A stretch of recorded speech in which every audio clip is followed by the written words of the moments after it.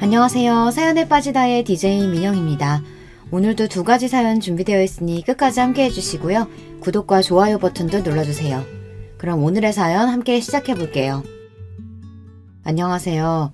저는 추리소설 작가가 되고 싶어하는 작가 지망생이에요. 나이는 만으로 45살이고 2 아이도 키우는 주부이자 엄마이지만 지금은 치열했던 시기를 지나 시간적으로 여유가 되고 보니 뒤늦게 작가라는 꿈을 갖게 된 사람이죠. 지망생이라고는 하지만 아직 저에게 변변한 작품은 없답니다. 요즘 책을 읽고 서평이나 간단한 글을 쓰면서 습작을 하고 있어요. 그러던 차에 문득 제가 구독하고 자주 보는 여기 유튜브 채널에서 사연을 모집하고 있다는 글을 보았어요. 좋은 기회라고 생각하고 이렇게 제 이야기를 쓰게 되었습니다. 제 사는 이야기 한번 들어봐 주시겠어요? 제 이름은 규원이입니다. 어느 곳에서나 제 이름은 남자로 착각하는 경우가 어려서부터 종종 있었어요. 어릴 때 반 남자애들이 제 이름이 남자 같다는 이유로 놀리기 일쑤였어요. 전 억울한 마음에 왜 딸에게 이런 이름을 지어줬냐고 엄마에게 물었죠. 아빠가 아들을 많이 바라셨는데 태어난 네가 딸인 거 알고도 중성적인 이름을 지어주신 거야. 이렇게 말씀하셨어요. 그런데 이름만큼이나 제 성격 자체도 여성적이지는 못해요. 아주 이성적이고 감정을 자제하는 면이 우리 아버지를 많이 닮았다는 말씀을 많이 듣고 자랐죠. 제 생각에도 전 다른 여자들보다 감정을 자제하고 이치에 맞는 행동을 추구하는 점이 좀 남다르다 싶어요. 달달한 연애 드라마보다는 반전과 복수가 살아있는 드라마나 소설이 제 취향이고요. 그래서인지 어릴 때부터 저의 장래 희망은 검사였습니다. 나쁜 놈들을 법으로 처단하는 검사는 너무 냉철하고 지적으로 보여 제 꿈이었어요. 우리 아버지는 사회학과 대학 교수셨는데요. 어린 저에게 판검사가 딱 어울린다면서 제 꿈을 지지해 주셨습니다. 아버지는 완벽주의적 성격을 가진 분이셨어요.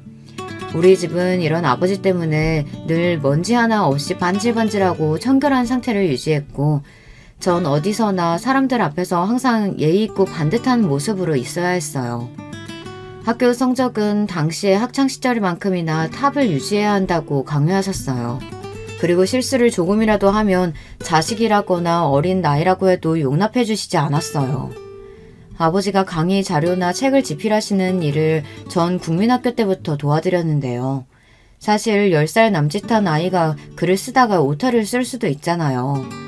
하지만 아버지는 심한 때는 손바닥 맴매를 할 정도로 엄하게 혼내셨습니다. 그런 환경에서 자라서인지 저는 늘 학교에서는 모범생이었고 아버지만큼이나 완벽주의 성격을 닮아갔습니다.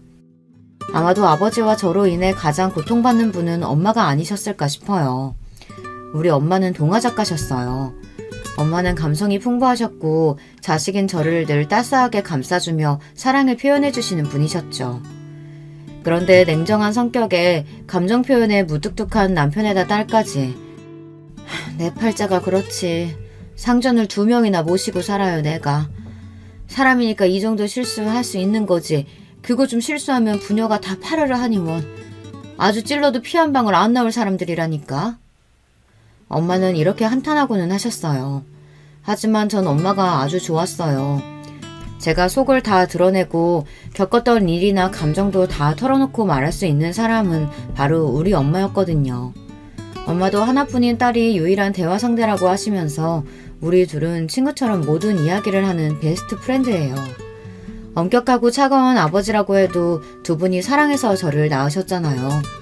자식인 제가 볼 때는 우리 아버지와 엄마는 남녀의 부부관계라기보단 동료에 가까워 보였거든요. 자식인 제가 부모님의 부부관계가 정확히 어떤 관계인지는 잘 모르겠어요. 그래도 이혼이나 별거 한 적 없이 70이 다 된 지금까지 별탈 없이 잘 살고 계신 것 보면 그저 평탄하게 가정을 잘 유지하고 사셨다고 말씀드릴 수 있죠. 저는 평범하고 공부를 곧잘 하며 학창시절을 보낸 뒤 중앙대학교 법학과에 진학하게 되었습니다. 제 꿈이었던 검사가 되기 위해 대학교에 가서도 흥청망청 놀지도 않고 사법고시를 준비했습니다. 그렇게 대학생활 4년에 휴학까지 3년까지 꼬박 7년을 준비했건만 제 노력에도 저는 번번이 낙방했습니다. 1차 시험 합격 후 같은 해 그리고 그 다음 해에 치른 2차 시험에 떨어지기를 2번, 그렇게 두 번째 2차 시험에 낙방 소식을 들은 12월의 겨울날 쏟아지는 한방눈을 맞으면서 저는 인생 처음으로 깊은 좌절감을 느끼게 되었습니다. 사람이 아무리 노력해도 안 되는 일이라는 게 있구나. 다시 1차 시험부터 사시 준비를 시작할 엄두가 나지 않는다. 이제는 그만둘 때가 됐나 보다. 그 길로 사시를 포기하기로 정하고 집에서 부모님께 말씀드렸어요. 난 우리 규원이가 얼마나 노력했는지 잘 알고 있어. 스스로 할 만큼 하다가 끝내는 마음 먹었다는 건 시작하는 것보다 어렵단다. 그동안 정말 수고했다.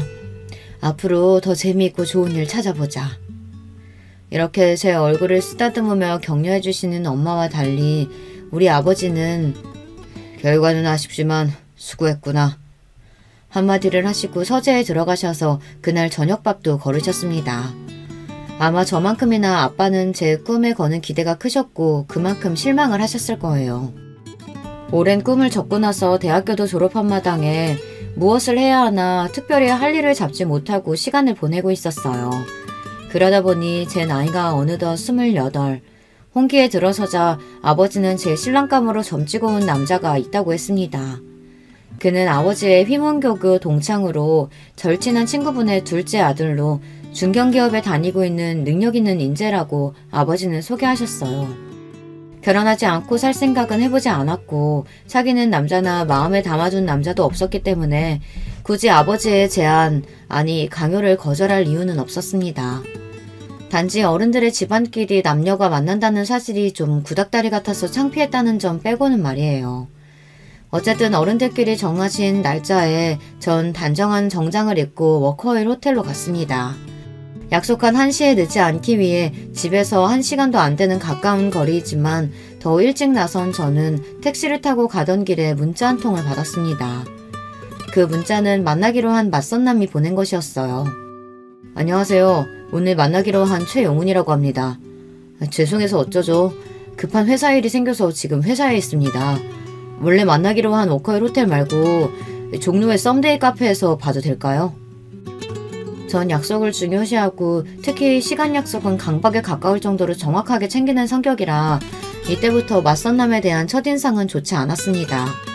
피치 못할 사정으로 장소를 변경한다면 적어도 3시간 전에는 통보했어야 하는 것 아닌가요? 불쾌한 마음을 참고 행선지를 종로로 바꿔서 갔습니다. 카페에 가보니 맞선남은 이미 와서 저를 기다리고 있었어요. 저를 보자마자 자리에서 일어나서 허리를 굽혀 꾸벅 인사를 했습니다. 여기까지 오시게 해서 이거 초면에 실례가 많았네요.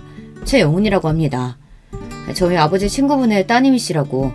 좋은 이야기 많이 들었습니다. 네, 만나서 반갑습니다. 저도 말씀 많이 들었어요. 영훈 씨는 네이비색 스트라이프 수트 정장을 입고 있었고 머리는 깔끔하게 빗어넘긴 멋있는 회사원의 모습을 하고 있었어요. 외모가 수려하다거나 매력이 넘쳐 흘러서 설렐 정도는 아니었지만 편안하고 인간적인 호감이 생기기에 충분한 사람으로 보였죠. 제 생각에 영훈 씨도 저를 보는 눈빛이 반짝인다거나 설레이는 느낌은 아니었던 것 같습니다. 그렇게 생각하면 여자로서 기분이 나빠야 하는데 저는 별로 아무렇지 않았습니다. 왜냐면 그 남자와 제가 애정이 샘솟아서 사랑으로 결혼하는 건 아니잖아요. 쇳덩이처럼 쉽게 뜨거워지고 쉽게 차가워지는 그런 사람도 그런 사랑도 제 스타일이 아닙니다. 남편은 저와 대화하면서 점점 제 이야기에 귀를 기울였어요. 아마 그 사람도 별 기대 없이 나왔는데 제가 파트너감으로 나쁘지 않았다는 계산을 했던 것 같아요. 저는 설립한 지 60년이 넘은 식품 제조회사 만나기업에 다니고 있습니다. 나이는 32이고요. 올해 막 과장으로 승진했습니다. 아, 초고속 승진이시네요. 32의 나이에 과장이면 빠른 편 아닌가요? 네, 입사 동기들 중 가장 빠르죠. 하지만 저는 여기에 만족하지 않습니다. 우리 아버지는 같은 기업에서 상무까지 지내시고 은퇴하셨지만요. 전 반드시 CEO 대표까지 달고 말 거예요. 이렇게 말하는 영훈 씨의 말에서 강한 야망을 엿볼 수 있었어요. 남자가 그 정도 배포를 갖고 어떤 큰일을 할 수 있다면 제 남편감으로 괜찮겠다고 생각했죠. 하지만 더불어서 왠지 그는 서툴고 치밀하지는 못한 성격이라고 생각했습니다. 자신의 능력을 과시한다며 이야기하는 회사에서의 무용담을 잘 들어보면 짜임새가 좀 부족했고 거짓이 아닐까 싶은 부분들이 보였어요. 규원 씨는 제가 만나본 여자분들과 좀 다르게 느껴지네요. 뭐랄까 아주 차분하고 사람을 꿰뚫어보는 듯한 카리스마가 있어요. 나중에 아이들 교육 잘하는 좋은 엄마 되실 것 같아요. 영은 씨와 만난 자리에서 우리는 서로 인간적인 호감을 느꼈고 그 이상의 불꽃 튀는 이성 간의 사랑은 느끼지 못했습니다. 하지만 결혼하기로 이미 어른들끼리 마음을 먹고 만들어진 자리였고 내 감정과는 별개로 결혼은 진행되겠구나 하고 생각했습니다. 하지만 제 착각이었던 걸까요? 의외로 영훈 씨는 그날도 그 다음날도 저에게 애프터 신청을 하지 않았습니다.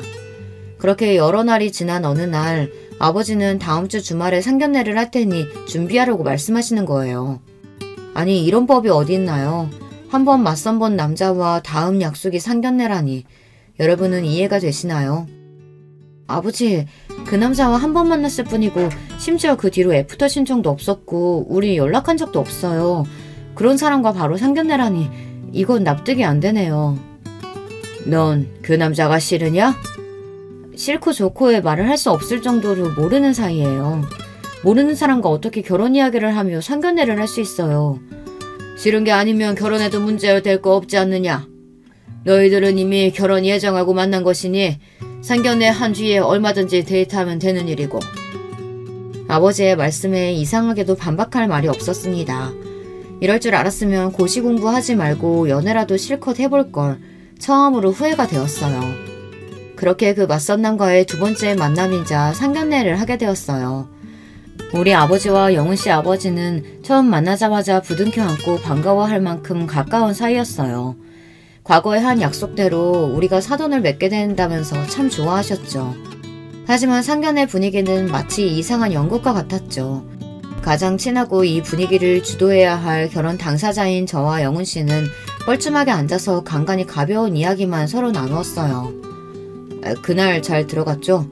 미안해요. 제가 연락을 드렸어야 했는데 요즘 회사 일이 너무 바빠서 말이죠. 괜찮습니다. 다 큰 성인인데 당연히 잘 귀가했죠.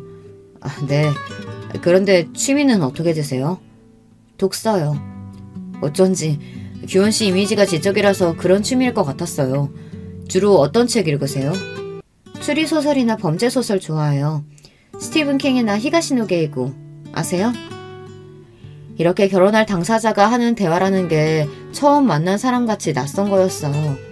헌데 서로 낯설어야 할 양쪽 아버님들은 야 이 자식아 해가면서 너무 친밀하고 화기애애한 분위기였어요.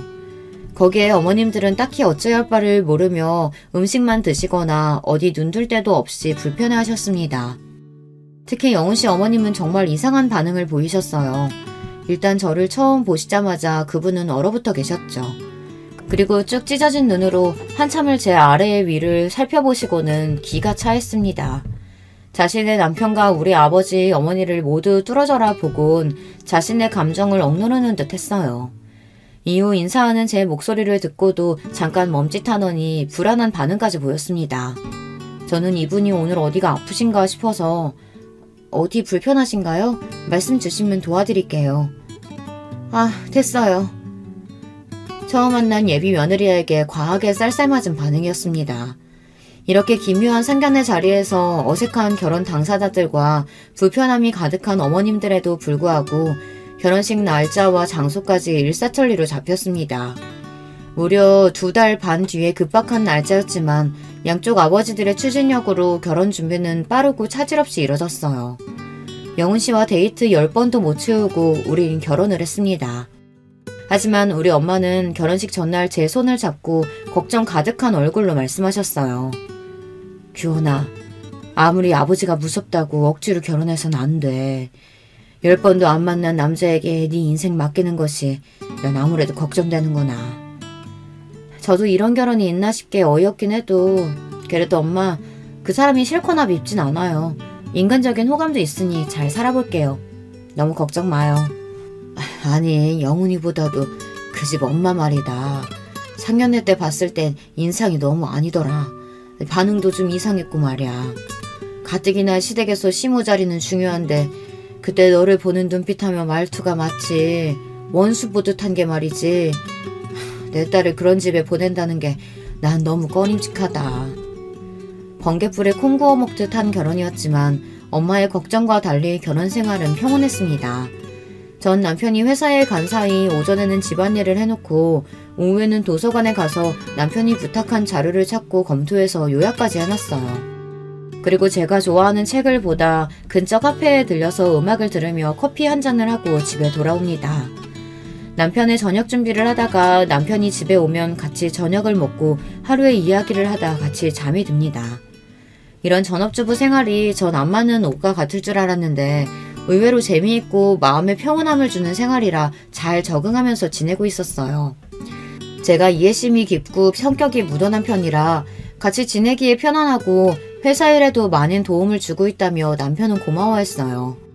남편은 그동안 만난 여자들이 감정 기복이 크고 변덕스러웠는지 저 같은 여자는 처음 본다며 변변히 신기해했습니다. 어느 날 남편 회식 자리에서 후배분이 제게 연락을 했습니다.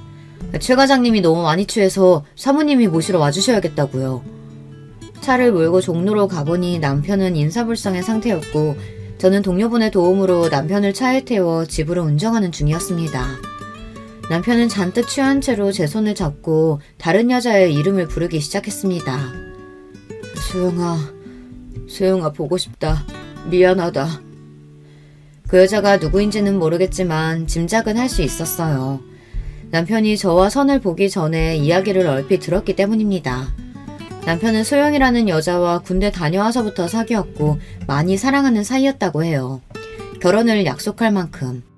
하지만 부모님, 특히 아버지께서 소영씨의 집안에 문제가 많다며 반대하셨다고 합니다. 그리고 정해놓은 혼처를 강요하며 억지로 맞선을 보게 했습니다. 그 맞선녀가 바로 저였고요. 저와 맞선 보러 나갈 때 처음에는 앙심을 품었다고 했습니다. 이 맞선 자리를 깽판치고 맞선녀에게 무례하고 불쾌하게 굴어서 아버지에게 반항하겠다고. 그런데 저를 보고 왠지 그럴 수 없었다고 합니다. 자신의 속을 꿰뚫어보는 듯한 제 까맣고 깊은 눈을 보면 왠지 순한 양이 되는 기분이라고요. 그리고 대화를 할수록 좋은 여자인 것 같은데 괜히 상처 주기 미안했다고 했어요. 하지만 자신의 마음이 정리되지 않았기 때문에 저에게 애프터 신청은 못했다고요. 저는 그렇게 깊은 연애를 해보지 않아 이런 질척이는 관계와 마음을 이해하기는 어려웠지만 남편은 자기 나름대로 속상하고 힘들었을 거예요. 하지만 술에 취해서 다른 여자의 이름을 부르는 건 얄미워서 옆구리를 콱 꼬집어주고 나서 집에 눕혔습니다. 다음날 잠에서 깬 남편이 나 어제 술 먹고 어디 부딪혔어? 옆구리가 너무 아프네 했을 때 혼자 킥킥대고 웃었죠. 결혼생활 1년 만에 첫 아들을 낳았고 1년 뒤에는 둘째 딸을 출산하고 연년생 아기들을 키우면서 저는 많이 바빠졌습니다. 나는 우리 엄마처럼 무한한 사랑을 베풀지는 못할 거라고 생각했는데 아이를 낳아 키워보니 의외로 전 모성애가 강한 여자임을 알게 되었어요. 자식이 먹는 것만 봐도 배부르다. 눈에 넣어도 아프지 않을 만큼 이쁘다. 이런 말이 그냥 하는 말이 아니라 정말 제 심정이 꼭 그랬습니다. 아이들이 하는 일이면 자잘못을 따지지 않고 그저 예쁘고 그저 봐주고 싶은 마음이 가득했으니까요. 냉철한 제가 이럴 줄은 정말 몰랐어요. 출산과 육아는 정말 놀라운 경험인 것 같아요. 그때부터 저의 인생은 아이들뿐이라고 해도 과언이 아니었습니다. 어차피 남편은 회사에서 성공하는 야망을 가진 남자로 평일에는 밤늦도록 회사에 있고 주말에는 윗사람들에게 잘 보이기 위해 그들을 따라 골프며 등산이며 다니느라 바빴습니다. 그리고 이 남자에게는 부성애 같은 것은 없어 보였어요. 우리 아이들과 잘 놀아주거나 교육에 관심을 갖지 않았거든요. 다른 집 여자들은 이런 얘기를 들으면 서운하겠다, 남편에게 바가지라도 긁어봐라 이렇게 이야기했지만 저는 아무렇지도 않았습니다. 이 남자가 가정적이고 애들을 살뜰히 챙길 만한 위인이 못 된다는 것을 임신 초기에 깨달았기 때문이에요. 제가 입덧이 심했던 임신 3개월 때의 일이 생각나네요. 저는 원래 식탐이 없고 평생 소식하던 사람인데 입덧 때는 갑자기 음식이 안 먹히다가 또 갑자기 음식을 한꺼번에 많이 먹는 이상한 경험을 했습니다. 여보, 일주일 동안 음식이 안 먹혀서 물밥도 못 먹었는데 갑자기 오늘 새벽부터 아구찜이 너무 먹고 싶어요. 퇴근할 때 회사 근처 단골집에서 포장해 줄 수 있어요? 남편이 회사에 있을 때 전화해서 이렇게 부탁했어요. 나 오늘 회식이라 안 되겠어. 회식 끝나면 거기 가게 문 닫을걸? 당신이 회식하는 중간에 나가서 포장해 오면 되지 않겠어요? 내가 먹고 싶다기보다는 뱃속에 아이가 먹고 싶은 것 같아요. 자기가 먹고 싶으면서 애기 핑계는. 그냥 참으면 안 돼? 아부쯤이 뭐라고. 모냥 빠지게 회식하는 남자가 중간에 나가서 마누라 걸 사가겠어? 남편은 이렇게 단칼에 거절하고선 그날도 술이 떡이 돼서 밤늦게 귀가했습니다. 남편은 원래 저나 애들을 잘 챙기지 않는 무심한 남자라는 걸 잘 알고 있고 어지간한 일에는 서운해하지도 않는 저였지만 이때는 임신한 때라 그런지 너무하다는 기억이 아직도 있어요. 남편은 그저 열심히 일하고 돈을 벌어오는 가장일 뿐 남편의 역할도 아버지의 역할도 잘 하지 못한 사람이었습니다. 그리고 사실 남편이 회사에서 일하는 성과의 절반은 제 몫이라고 생각합니다. 남편이 회사에서 CEO까지 오르겠다는 야망에 비해서 가진 능력은 부족한 사람이었어요. 머리를 잘 굴려서 전략을 갖고 계획적으로 일을 하지도 못했고 사람들을 카리스마 있게 통솔하는 능력도 없는 사람이니까요. 제가 생각했을 때 유일한 능력은 눈치가 빠르고 윗사람들에게 자신을 숙이고 아부를 잘한다는 것일까요? 물론 이것도 회사에서 성공하는 데에는 중요한 덕목입니다. 하지만 그 사람의 부족한 전력이나 사람들을 관리하는 부분은 전적으로 제 도움이 컸습니다. 덤벙거리는 성격 탓에 회사에 기일 내에 보고하고 제출해야 할 서류를 종종 잊는 일이 많았습니다. 신혼 때는 그런 남편의 심부름으로 자주 회사에 가야 했어요. 이젠 아예 제가 회사의 중요한 서류는 따로 제 USB에 복원하거나 클라우드 공용 서버에 넣어놓고 있다가 남편이 필요할 때마다 바로 회사 메일로 전송해 주었습니다. 남편은 문서를 카테고리별, 날짜별, 중요도 순으로 정리하는 법도 몰라서 제가 다 정리해서 자료를 관리하고 있을 정도였으니까요. 오래된 중요한 자료는 남편 스스로 찾지도 못하고 제가 찾아주어야 했습니다. 정말 비서가 따로 없죠.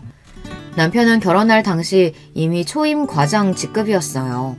과장 이상이 되면 실무 능력만큼이나 부하 직원을 관리하는 능력이 점점 중요해집니다. 남편은 밑에 사원 대리급과 마찰이 생길 때마다 감정적이고 급하게 처리하려는 경향이 강했어요. 그럴 때마다 제가 진정시키고 중재자로서 그들에게 이렇게 대하라고 조언을 해줬습니다. 막상 내 말대로 해보니 부하 직원들은 점차 남편에 대한 반감을 거두고 지시를 잘 듣게 되었습니다. 그리고 부서에서는 남편이 부하 직원들 통솔을 잘한다며 인사고과를 잘 받을 수 있었죠. 그래서 하루에도 여러 차례 전화를 걸어오는 남편은 저에게 회사에서 일어난 이런저런 이야기를 하며 저에게 조언을 구하고는 했어요. 제가 지인들과 모임 자리에 있을 때 이렇게 남편 전화를 받는 모습을 보고 어떤 엄마는 부러워했어요. 어머, 우리 남편은 회사에 있을 때 전화 한 통도 안 하는데 규원씨 남편은 아내가 이렇게 보고 싶으신가 봐. 몇 번이나 전화를 하시네요. 규원씨 정말 사랑하나 봐요. 이렇게 속모르는 말씀을 하셨어요. 저는 굳이 거기다가 대고 별다른 말 하지 않고 슬며시 웃을 뿐이었습니다. 사랑은커녕이요. 그냥 아무것도 할 줄 모르는 어린아이 가르치는 것일 뿐이죠. 그 이외에 신제품 개발 출시 등 회사에서 내리는 중요한 결정에도 제가 꼭 필요했습니다. 소비자의 기호나 선호도 등 마케팅 자료를 찾아서 분석한 뒤 남편에게 의견을 주면 제 말대로 회사에서 결정하고 발표했으니까요. 심지어 집에 와서 회사 기획안 가이드나 전략 방향 등은 제가 잡아주고는 했습니다. 이런 걸 보면 남편은 회사에서 얼굴 마담이고 실제로는 제가 일한 것과 다름없어요. 거의 저의 마리오네트 수준입니다. 다행히도 남편은 회사에서 승승장구할 수 있었어요. 연봉은 같은 연차 대비 최상위로 이미 1억이 넘어섰고 그 이후에도 늘 연봉이 높았어요. 어느 주말 남편이 아버지께 부탁드릴 일이 있다며 시댁에 방문하자고 했습니다. 아버지, 우리 인사팀 상무님이 아빠 후배 맞죠? 저 이번 미국 파견원으로 나가고 싶은데 힘 좀 써주세요. 아, 나랑 돈독했던 후배놈이니 어렵지 않을 거다. 그런데 왜 파견원이냐? 파견 근무면 애들이랑 시원애미는 같이 못 가잖니. 이왕이면 주재원으로 가족들 다 같이 가서 애들 미국에서 학교도 보내면 더 좋지. 뭐? 안 돼. 우리 아들이랑 손자들 미국 가면 잘 못 볼 거 아니야. 아들, 꼭 미국 가야겠니? 널 보낼 생각하면 엄마는 벌써부터 가슴이 아프단 말이야.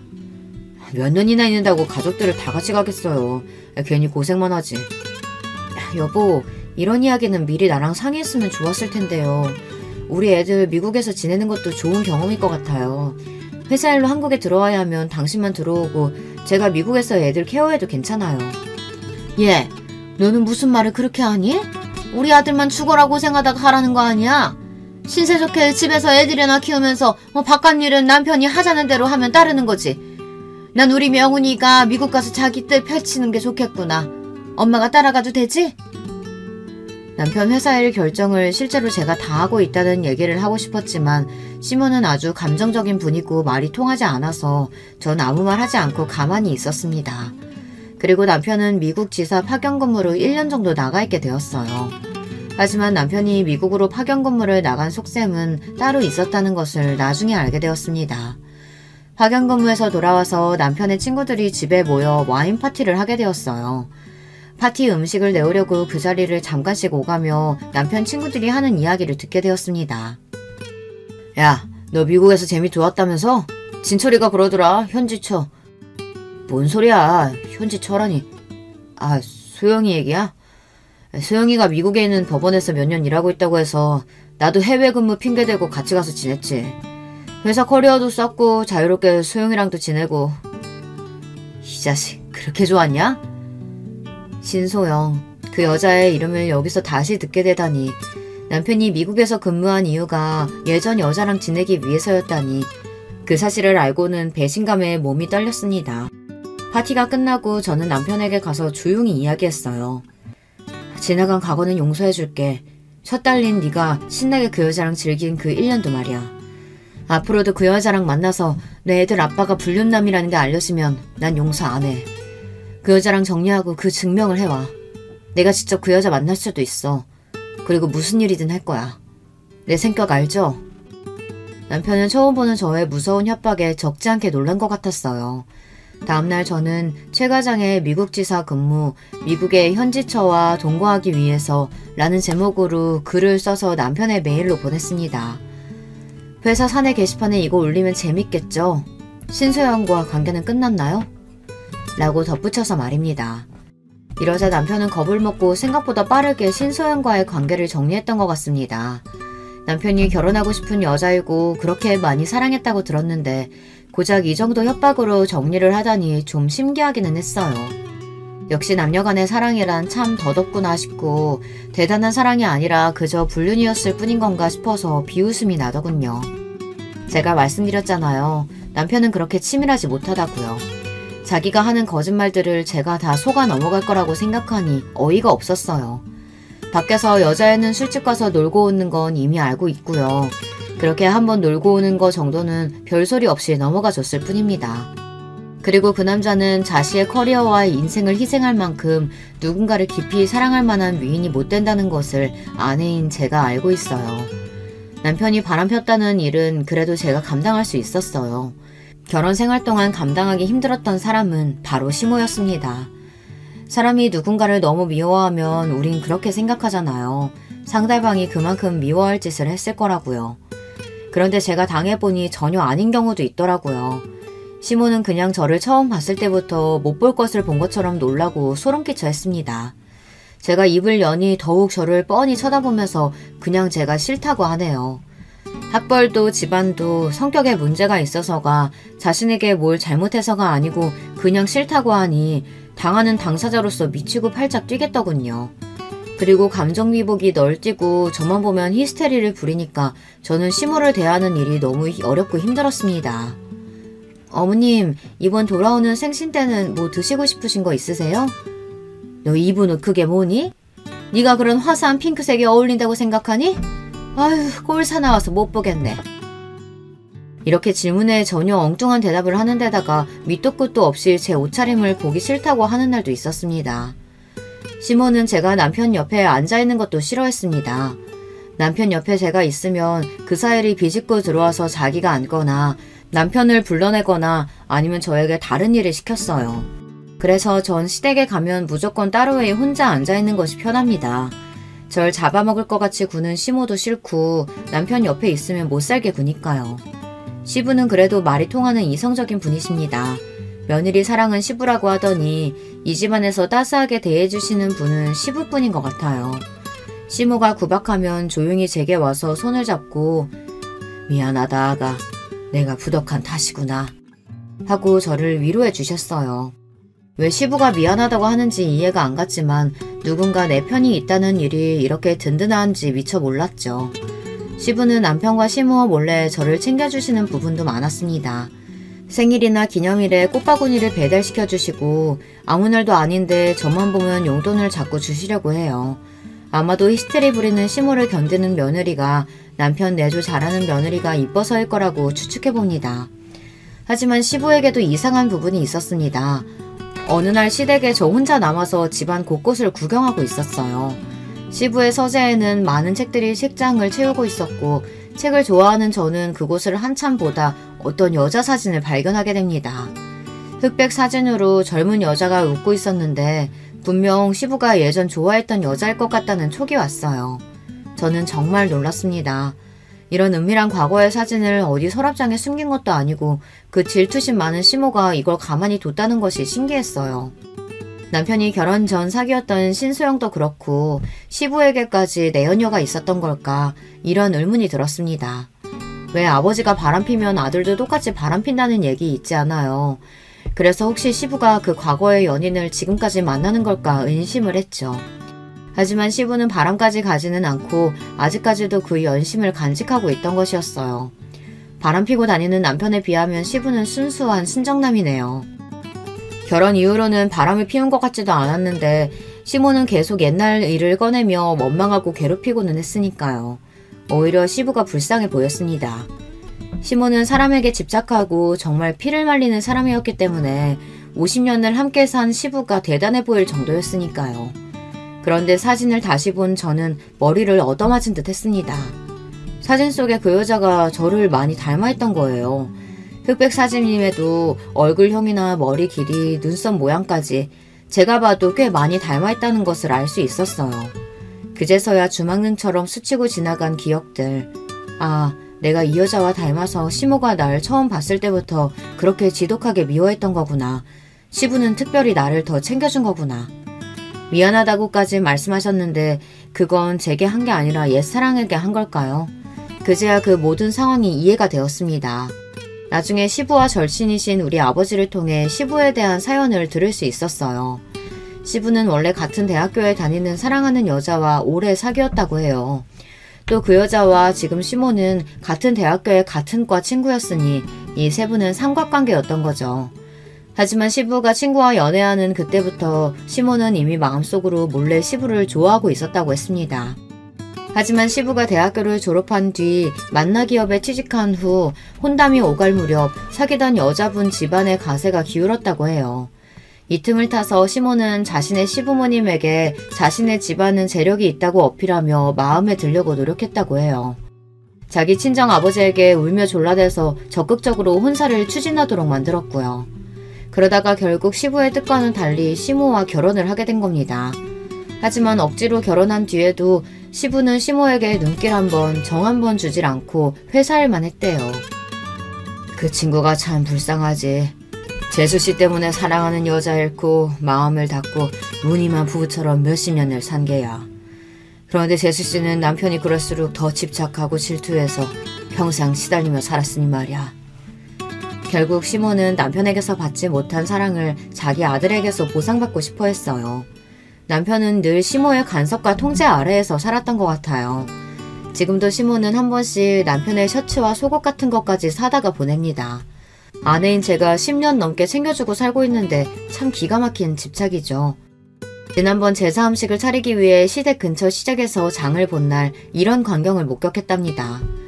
단골 과일 가게 여자 사장과 시부가 안부를 물으며 이런저런 이야기를 잠깐 하고 있었어요. 그런데 시모는 멀리서 소리를 지르며 여보, 여기 과일은 어느 밭에서 주워왔나 봐. 못 쓰겠어요. 다른 데로 가요. 하고 시부를 잡아 끌고 가버리는 게 아니겠어요. 그 상황에서 보고 있는 저도 과일집 사장님과 시부 모두 얼굴이 빨개질 만큼 당황스러웠어요. 시부가 여자와 조금이라도 말을 섞으면 시모가 펄쩍 뛰고 과하게 반응하니 시부가 얼마나 괴롭게 살아왔을까 싶어 연민이 들 정도였습니다. 제가 결혼한 지도 14년이 흘러 남편은 이제 부회장으로 승진하게 되었습니다. 남편의 부사장 승진 소식에 저도 기뻐하지 않을 수 없었죠. 제가 뒤에서 힘쓰고 우리 부부가 함께 일궈온 결과이기도 하니까요. 회사에서 이제 확실히 남편 쪽으로 따르는 라인이 생겨 장차 사장까지 갈 가능성이 높아졌죠. 하지만 이렇게 좋은 날 저는 제대로 뒤통수를 맞는 사건이 생겼습니다. 모름지기 자신의 그릇이 부족하면 자기를 도와주는 사람은 더욱 신뢰하고 감사한 마음으로 품어야 하는 게 아닌가요?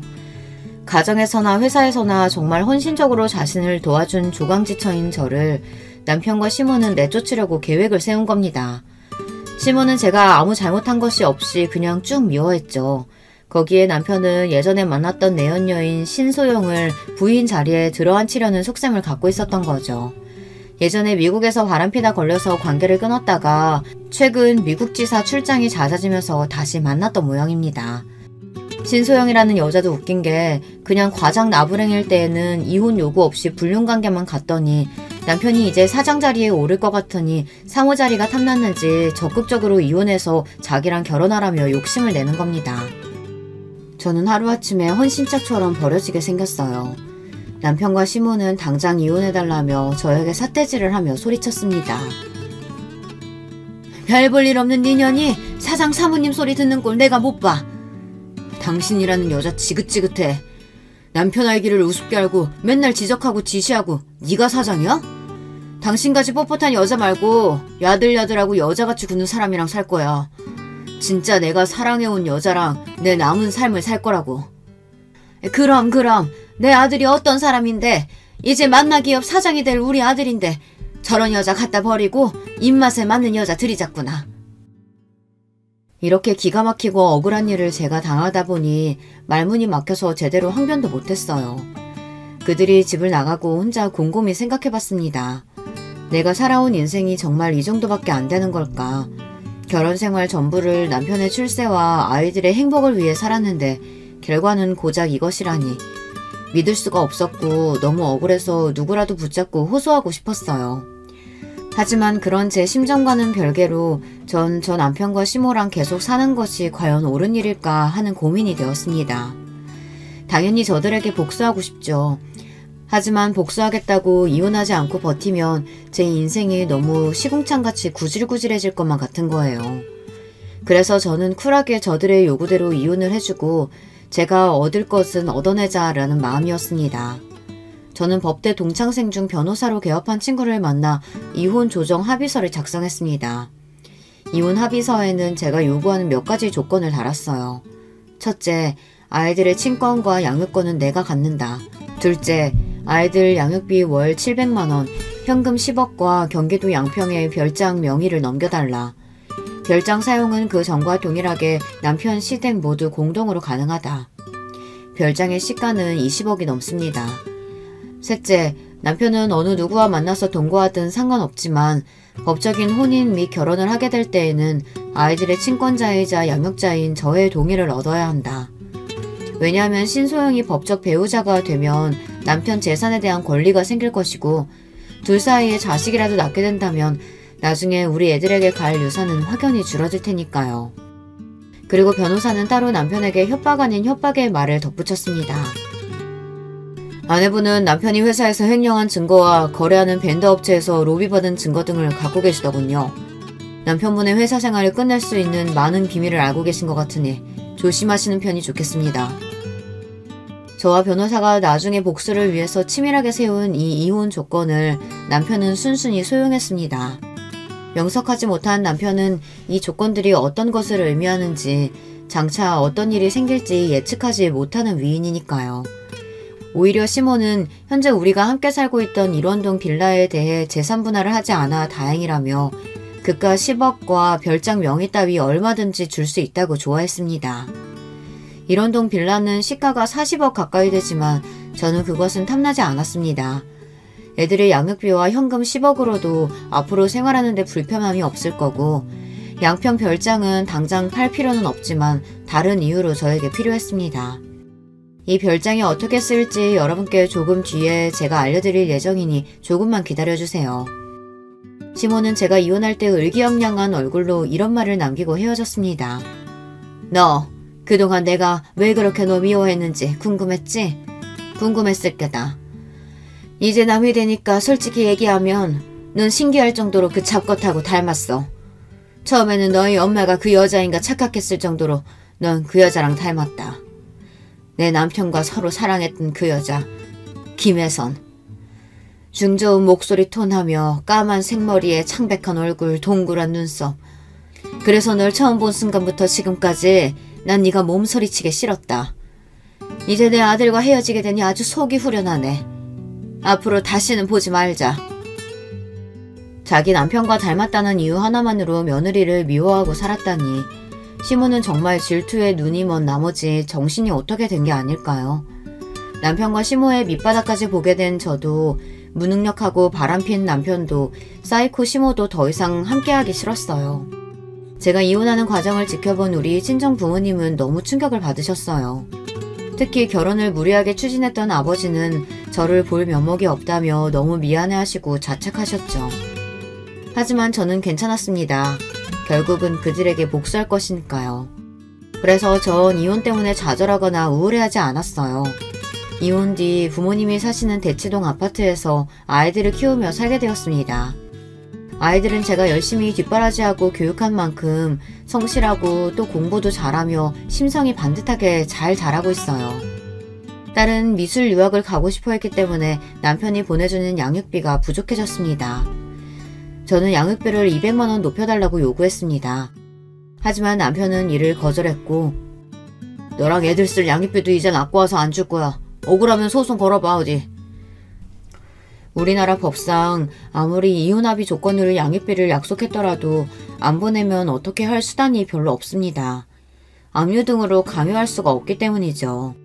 아마 어디서 이런 이야기를 주워 듣고서 이렇게 버티는 모양인데 저는 자신의 핏줄인 아이들에게 대해 책임감까지 져버린 이 사람을 더 이상 용서할 수 없었습니다. 그리고 제가 갈고 있던 복수의 칼날을 이제 꺼내들기 시작합니다. 우선 남편의 회사 게시판에 익명의 제보글을 작성해서 올렸어요. 제목은 최 부사장의 도덕적 해이와 비리를 고발합니다. 포함된 내용은 남편이 회사에서 공금을 횡령한 내용이었습니다. 해외 출장 명목으로 개인적으로 여행하고 즐긴 회사 비용, 거래하는 벤더 업체에서 로비로 술자리 접대와 현금 및 금괴를 받았던 일들을 상세히 적었습니다. 그리고 사내 비서와 불륜한 일도 함께 제보했습니다. 남편은 저를 내쫓고 자기의 사랑이라던 신소영과 동거하면서도 회사에서는 비서와 놀아난 것입니다. 정말 말도 안 되게 저지른 사람입니다. 이것만으로 끝난다면 저의 진짜 복수가 아닐 거예요. 남편 회사의 사장님에게 익명으로 퀵 우편을 보냈습니다. 거기에는 우리 양평 별장에서 남편이 회사 임원들과 정부 관료들에게 로비로 접대하며 매춘부들과 놀았던 영상이 담긴 USB를 넣었습니다. 저는 사실 시댁의 양평 별장을 이용하면서 10년 전 몰래 CCTV를 설치해 여기에서 일어난 일들을 녹화하고 있었어요. CCTV를 달게 된 계기는 남편이 이 별장에서 내연녀를 데리고 와서 놀았던 것입니다. 나중에 증거나 협박 수단으로 쓰기 위해 달았던 것이 이렇게 지금 중요한 복수의 수단이 되었어요. 복수의 결과는 오래되지 않아 금방 나타났습니다. 남편은 제가 사장에게 CCTV를 보낸 그 다음날 바로 회사에서 잘렸거든요. 그리고 남편은 사내 게시판 제보로 자신의 파렴치하고 무능력함이 만천하에 퍼졌습니다. 회사에서 잘린 뒤 어느 기업에서도 남편을 써주지 않을 것이 명백했습니다. 남편과 시모는 사장 자리까지 생각했을 텐데 얼마나 실망하고 좌절했을까요? 제 복수는 하나 더 남았습니다. 제가 억울하게 쫓겨날 때 시부는 말도 안 되는 일이라며 저와 함께 슬퍼하고 원통해했습니다. 그리고 시부는 우리 친정아버지와 한잔하러 친정집에 들르실 때마다 늘 저에게 미안해하시고 따로 아이들 양육비를 챙겨주셨습니다. 술에 취해서 시부는 한 번씩 마음속 소망을 꺼내고는 하셨어요. 시모와의 황혼 이혼 말입니다. 제 복수로 남편이 회사에서 쫓겨난 과정의 일을 알게 된 시부는 이제 아내만이 아니라 아들에 대해서도 깊은 실망을 느끼시고 진지하게 이혼을 고민하셨습니다. 그리고 그 고민하시는 과정에서 우리 친정아버지와 제가 거들어서 결국 시부는 시모에게 이혼을 요구하고 그 집에서 나오셨습니다. 시부가 나오면서 시모는 자존심도 없는지 시부에게 매달려서 울고불고 난리였어요. 이제 와서 당신 왜 이래요? 우리가 함께 산 세월이 얼만데 제발 나 버리지 마세요. 난 그 50년 세월 동안 한순간도 당신을 마음에 담아둔 적이 없다는 거 당신도 알지 않소? 우리 앞으로 살 날이 얼마나 남았다고. 이제 각자 편하게 삽시다. 난 당신과 1분 1초도 함께 살 수가 없어. 당신 이러는 게 결국 김혜선 그년한테 가는 거야? 당신이 아직까지 그 여자 마음에 품고 있는 거 내가 모를 줄 알아? 미친 소리 그만해. 그 여자는 죽은 지 10년도 더 됐어. 젊은 시절 사랑했던 일 하나 때문에 당신은 결혼 내내 나를 괴롭혔다고. 미저리같이 정신병자인 당신과 내 남은 하루도 함께 살고 싶지 않아. 그리고 시부는 매정하게 시모를 내치고 집을 나가버렸습니다. 남편은 회사에서 쫓겨나와 직업도 구하지 못하고 내연녀 신소영에게 버림받은 채 매일 술을 마시고 백수로 살고 있습니다. 술에 잔뜩 취해서 애들이랑 저에게 전화를 하고 있지만 우리 가족을 버리고 인생을 망가뜨린 남편의 술주정 따위는 들어줄 마음이 없어 차단하고 있습니다. 아무리 반성하고 후회하며 돌아온다고 해도 당연히 우리의 가족으로 받아들일 마음은 조금도 없고요. 시모는 시부에게 버림받은 뒤 반쯤 실성한 채로 다니던 교회나 모임도 안 나가며 집에서만 지내고 있다고 합니다. 저의 복수극은 이렇게 끝이 났습니다. 지금까지 제 사연을 들으신 여러분 어떠세요? 제가 너무 매정했던 걸까요? 이따금 제가 이렇게까지 남편과 식모에게 복수한 것이 후회가 되고 있어요. 너무한 게 아닌가 싶어서요. 하지만 아무 잘못 없이 하루아침에 내쳐진 저와 부모의 이혼으로 상처 입을 아이들을 생각하면 제가 한 복수는 통쾌했고 나쁜 인간들에 대한 벌이라는 생각도 들어요. 제가 쓴 글을 봐주신 여러분께 깊은 감사의 말씀을 드리며 전 여기에서 이야기를 마쳐볼까 합니다. 들어주신 모든 분들 안녕히 계세요. 여러분, 두 번째 사연 시작하기 전에 좋아요, 구독 꼭 눌러주실 거죠? 그럼 두 번째 사연 바로 시작합니다. 안녕하세요. 저는 결혼 7년차 평범한 40대 가장입니다. 저희는 5식구인데요. 쉴 틈 없이 사고를 치는 첫째 아들과 아직은 아빠가 제일 좋다는 둘째 딸, 그리고 사랑하는 아내와 그런 아내를 키워주신 장모님, 이렇게 지내고 있죠. 장모님께서 저희와 함께 지내게 되신 것은 최근입니다. 정말 말도 안 되는 일이 저희 가족에게 있었거든요. 저는 한창 사춘기를 겪어야 했던 중2 때 부모님을 교통사고로 잃었습니다. 두 분은 출장을 다녀오시는 길에 중앙선을 넘어온 음주운전 차량 때문에 사고를 당하셨죠. 외동이었던 저는 고모의 손에 맡겨졌습니다. 고모와 고모부 그리고 사촌들은 정말 좋은 사람들이에요. 저에게 진심으로 잘해주셨죠. 저를 가족으로 받아주셨고 그만큼 많이 아껴주셨습니다. 하지만 당시 사춘기를 심하게 겪던 저는 아무도 눈치 주는 사람이 없었는데도 죄 지은 사람처럼 항상 자신감 없는 모습으로 다녔습니다. 사촌들이 저에게 신경 써주면 써줄수록 움츠러들었는데 지금 생각하면 참 바보 같았다 싶었어요. 대학에 입학하면서 저는 고모 집을 나왔습니다. 독립을 했어요. 학교를 다니면서 아르바이트를 통해 학비를 벌었죠. 솔직히 연애는 생각도 못했어요. 제게는 그것보다도 중요한 것들이 더 많았거든요. 군대를 다녀오고 복학을 했을 때 지금의 아내는 신입생이었어요.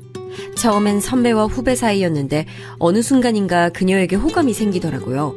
저와는 다르게 유쾌하고 밝은 에너지가 가득했거든요.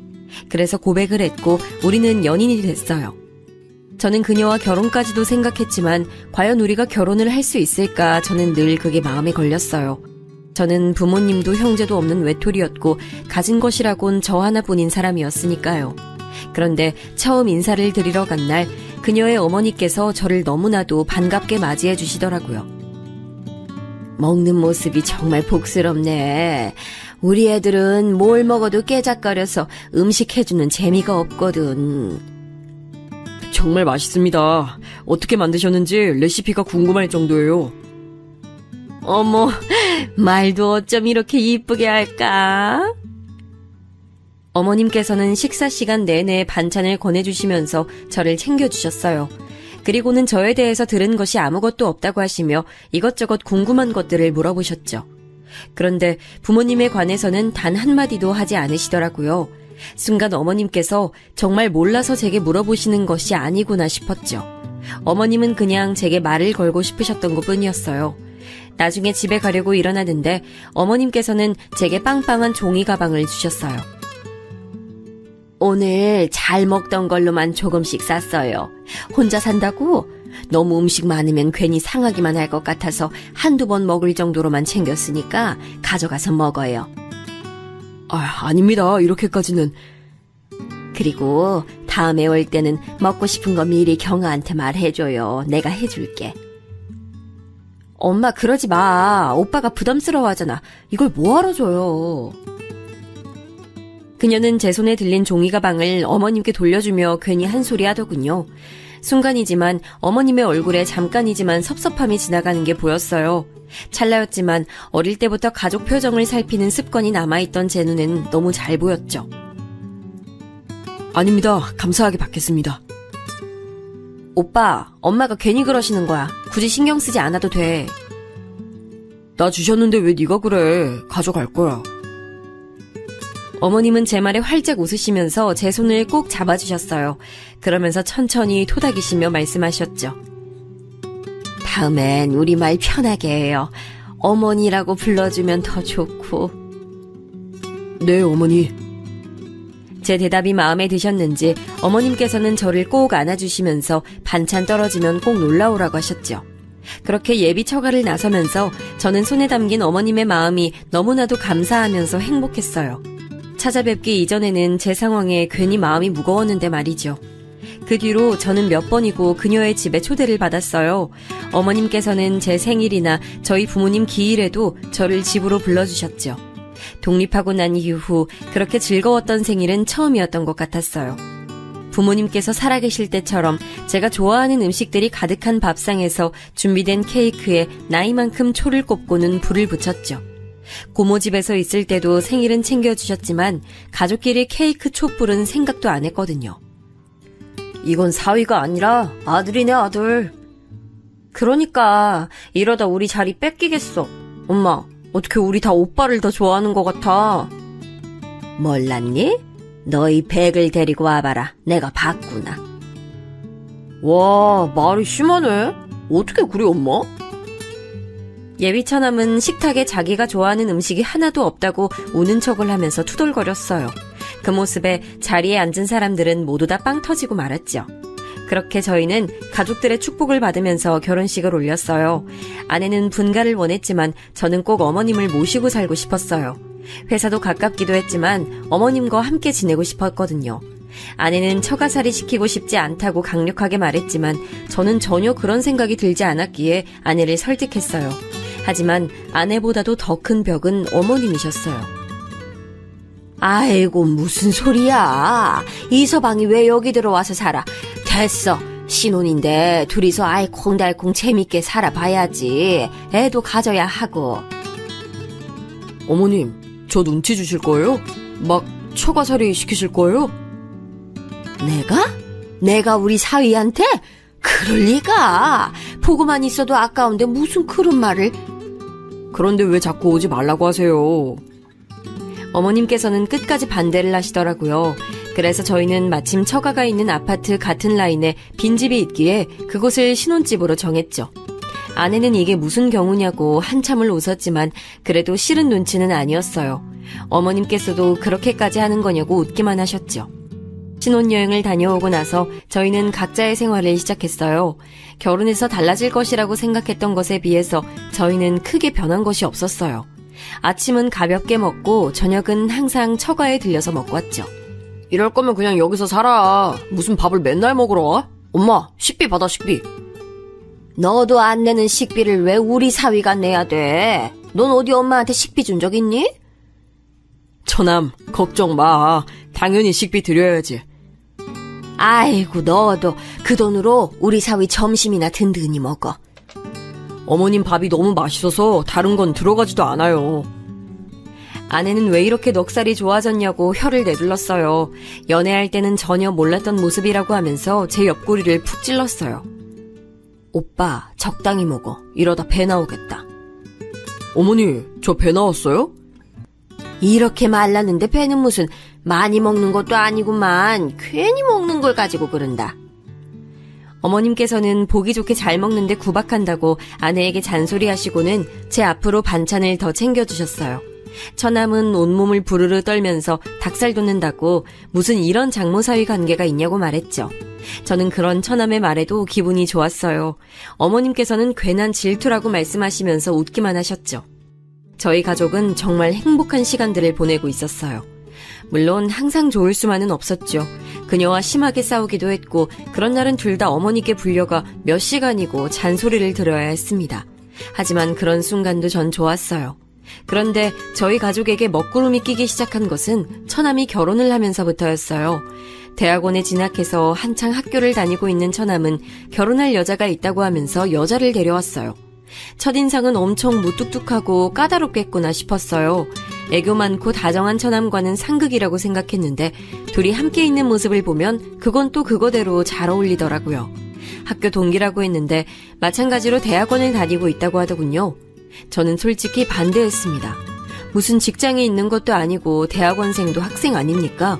그런데 결혼을 해서 생활은 어떻게 하려고 하는 건지 무모하다는 생각이 들었죠.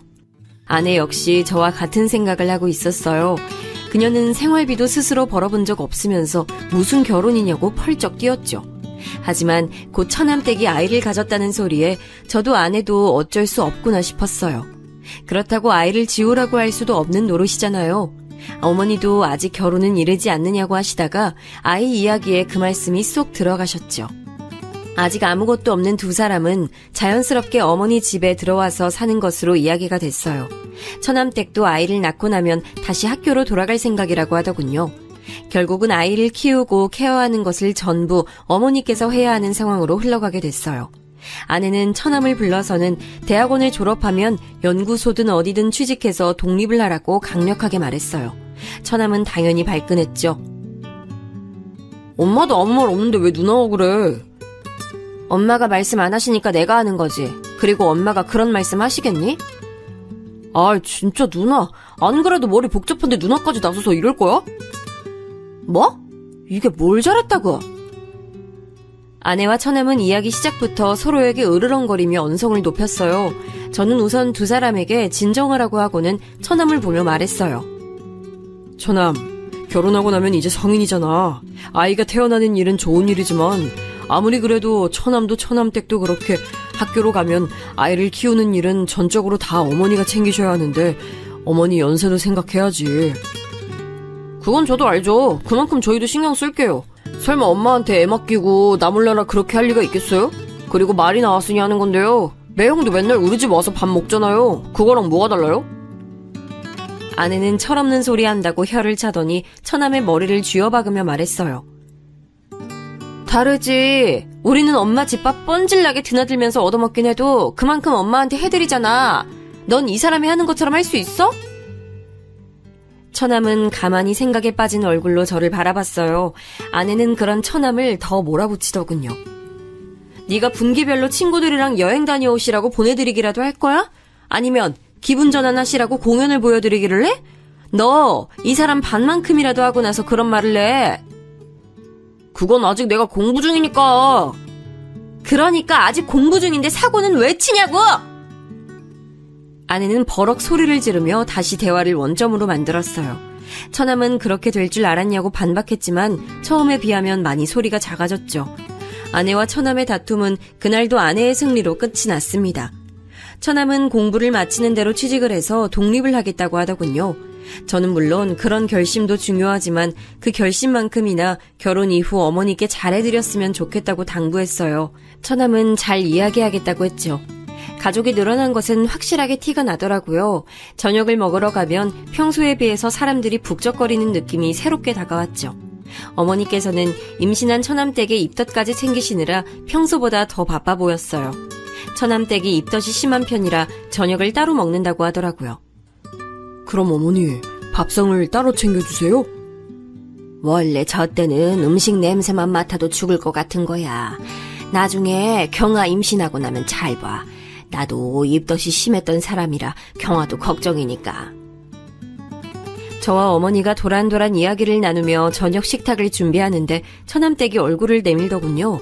아직 입덧이 심하다고 하더니 하얗게 질린 얼굴을 하고 있었어요. 안쓰러울 정도였죠. 저는 처남댁에게 많이 힘드냐고 물었어요. 그러자 처남댁은 얼굴을 잔뜩 일그러진 얼굴에 오만상을 쓰면서 미칠 것 같다고 대답했어요. 기분이 이상해요. 배는 고픈데 냄새만 나면 속이 뒤집힐 것 같고 아랫배도 불편하고 그러네요. 제 몸인데 제 몸이 아닌 것 같아서 자꾸 짜증도 나고요. 진즉에 알았더라면 아니에요. 처남댁은 많이 힘든지 속사포처럼 하소연을 쏟아내다가 화들짝 놀라며 입을 다물었어요. 저는 다음 말이 대충 짐작이 갔지만 못 들은 척했죠. 어머니께서 음식 냄새 나는데 그냥 들어가 있으라고 하자 처남댁은 기다렸다는 듯이 방으로 쏙 들어가더군요. 그 뒷모습을 바라보며 저렇게 어린데 아이를 낳고 제대로 키울 수는 있을까 걱정이 됐어요. 아마도 어머니께서 마음고생을 많이 하실 것 같은 느낌이 들었어요. 어머니 말씀처럼 처남댁의 입덧 시기가 지나갈 때쯤 아내도 임신 소식을 전했어요. 아내가 제게 이제 곧 아빠가 될 것 같다고 말을 해주는데 정말이지 다른 소리는 하나도 들리지 않고 오로지 아내의 축하한다는 말만 귓가에 맴돌았죠. 예상대로 가족들은 다들 뛸 듯이 기뻐해줬어요. 아내는 걱정했던 것보다도 입덧도 먹덧도 없는 편이었어요. 대신 잠이 많아져서 힘들어했죠. 차츰 아내 배가 불러오기 시작할 때쯤 처남댁은 어여쁜 여자아이를 출산했어요. 어머니께서는 첫 손주라 그러신지 기분이 묘하다고 하시더군요. 조리원을 나오자마자 처남댁은 복학을 하고 싶다고 말을 꺼냈어요. 어느 정도 예상은 하고 있었지만 이렇게까지 빠른 복귀를 원할 것이라고는 생각지 못했던 터라 가족들은 너나 할 것 없이 당황했지요. 죄송해요, 어머님. 어머님께 아이 맡겨두고 복학하는 게 이기적이라고 보실 수 있지만 지금 복학하지 않으면 시기적으로 계속 밀릴 것 같아서요. 처남댁은 학위를 빨리 따고 취직을 하겠다고 말하며 의욕을 불태우더군요. 결국 예상했던 것처럼 어머니께서는 황혼 육아를 시작하게 되셨죠. 한 가지 다행인 것은 아내가 몸이 무거워지면서 육아휴가를 내고는 함께 지낸다는 것이었어요. 얼마 후 아내는 튼튼한 남자아이를 출산했어요. 제게 아들이 생긴 것이죠. 어머니께서는 영판 저를 닮았다고 하시면서 눈이며 코며 아빠가 많이 보인다고 말씀하셨어요. 아이를 안아들고 나니 기분이 묘하더군요. 진짜 이 애가 내 아들인가 싶기도 하면서 이렇게 작은 아이를 앞으로 어떻게 키워야 하나 걱정도 됐고요. 하지만 아내는 생각보다 능숙하게 아이를 돌보더라고요. 연습의 결과물이 아니겠냐고 말하며 자신 있어 하는데 저도 웃음이 나더군요. 집에 아이가 둘이 있다 보니 확실히 분위기가 변했어요. 몇 달 차이 나지 않는다고 해도 하나는 집을 걸어다니고 있었고 하나는 이제 겨우 뒤집기를 성공했을 뿐이었죠. 그렇게 정신없는 와중에도 처남댁의 얼굴은 잘 보기가 힘들었어요. 실험이 바쁘다면서 외박을 종종 하더라고요. 덕분에 어머니께서는 잠도 제대로 주무시지 못한 채 밤늦게까지 아이를 돌봐야 했죠. 아내는 그런 처남댁이 마음에 들지 않는 눈치였어요. 저 역시도 같은 마음이었고요. 처남은 투자받은 실험이 있어서 일이 많아진 것은 어쩔 수 없지 않느냐고 했지만 이렇게까지 아이에게 관심이 없는 것은 너무 심한 처사가 아닐까 싶더라고요. 처남도 나름 고충이 있는지 아내와 처남은 이 일로 크게 다퉜어요. 처남은 자신도 중간에서 충분히 괴롭다고 말하면서도 자세한 이야기는 하지 않으려고 했어요. 아무리 물어도 부부의 일이라고만 했죠. 그래도 효과는 있는지 밤에는 처남과 처남댁이 아이를 돌본다고 하더라고요. 우리 집 사고뭉치 준이가 어느 정도 걷고 뛸 무렵 저는 지방으로 발령을 받게 됐어요. 지방 현장에서 2년간 있어야 했죠. 한국이 커봤자 얼마나 된다고 어디든 차만 타면 금방이지 않겠느냐며 혼자 내려갈 생각이었어요. 그런데 타이밍도 참 어떻게 그렇게 잘 맞는지 아내 역시 저와 비슷한 곳으로 파견을 나가게 됐더라고요. 저희는 의논 끝에 지금 살고 있는 집은 전세로 주고 지방에 따로 집을 구해 지내기로 했어요. 어머니께는 자주 찾아뵙겠다고 말씀드렸지만 그게 어디 쉽나요. 막상 지방에 내려가서 생활하다 보니 주말마다 올라오는 게 힘들더라고요. 그래도 전화만큼은 매일 드리면서 안부 인사를 드렸어요. 지방으로 내려간 지 1년이 될 무렵 저는 한 가지 이상한 점을 느끼기 시작했어요. 어머니께서 살이 많이 빠지시고 표정도 어두워 보이셨죠. 전화로 안부를 물을 때도 길게 통화를 하지 않으려고 하시는 것도 이상했고요. 아내는 나이가 들어서 그런 것 아니겠냐고 보약이라도 한 채 해드려야겠다고 했지만 저는 건강의 문제가 아닌 것 같다는 생각이 들었어요. 그래서 아내에게 말해 1박 2일 동안은 처가에서 지내기로 했죠. 직접 만난 어머니는 몇 달 전에 봤던 것에 비해 살도 빠지고 많이 피곤해 보이셨어요. 안 되겠다. 어머니 모시고 병원을 좀 가보자. 괜찮아. 병원은 무슨. 그냥 나이 들어서 그렇지 뭐. 그러니까 어머니 더 병원을 가보셔야죠. 맞아 엄마. 어디 편찮으신 거 아닌가 한번 봐요. 저와 아내는 괜찮다는 어머니를 모시고 한의원에 갔습니다. 딱히 나쁜 부분이 있는 건 아닌데 전체적으로 기가 많이 약해진 것 같다고 스트레스 받는 일이 많은 것 같다고 하시더군요. 가슴 쪽에 열이 많이 몰려있다고도 하시고요.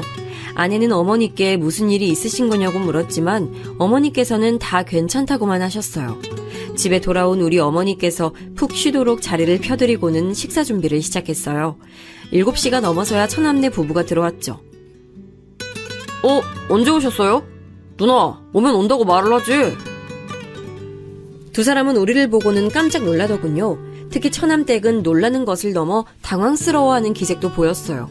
저는 낮에 어머니를 모시고 병원을 다녀온 얘기를 했어요. 처남은 전혀 내색하지 않으셔서 잘 몰랐다고 하면서 고개를 푹 숙이더군요. 취직해서 적응하느냐고 정신이 없었어요. 괜찮아, 처남. 지금이라도 신경 좀 써드려. 저는 처남의 어깨를 두드려주며 약을 지었으니 잘 챙겨 드실 수 있도록 신경을 좀 써달라고 말했죠. 그리고 처남댁에게도 비슷한 부탁을 했어요. 어머니께서는 저녁 준비가 끝나 깨우러 들어갈 때까지 주무셨어요. 일어나신 어머니는 한결 개운한 얼굴로 나오셨어요. 엄마, 괜찮아요? 어디 불편한 곳은요? 매형이랑 한의원 다녀왔다면서요. 기분은 좀 어때요? 어머니는 처남의 질문에 대답을 하면서 자꾸 처남댁을 힐끗힐끗 쳐다보셨어요. 물론 잠깐 시선이 움직였다가 다시 아무렇지 않은 듯이 행동하셨지만 제 눈엔 다 보이더라고요. 그 뒤로도 그런 모습들은 계속해서 보였어요. 식탁에 앉아 식사를 하는데도 반찬을 집어 드시면서 처남댁에게 자꾸만 시선을 주시더라고요. 마치 무언가 허락을 구하는 사람처럼 말이죠. 물론 제가 오버해서 생각했을 수도 있지만 찝찝한 기분을 무시할 수가 없었어요. 식사가 끝나고 준비는 우리가 했으니 뒷마무리는 너희가 하라며 아내는 어머니를 모시고 거실로 나갔어요. 어머니께서는 불편한 듯 주방으로 시선이 갔어요. 어머니, 뭐 불편하신 것이라도 있으세요? 물이라도 가져다 드릴까요? 제 말에 어머니께서는 소스라치게 놀라면서 아무것도 아니라고 하셨죠. 아내 역시도 뭔가 이상하다는 것을 눈치채기 시작했어요.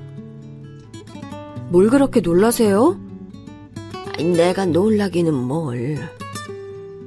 어머니께서 말씀을 얼버무리셨어요.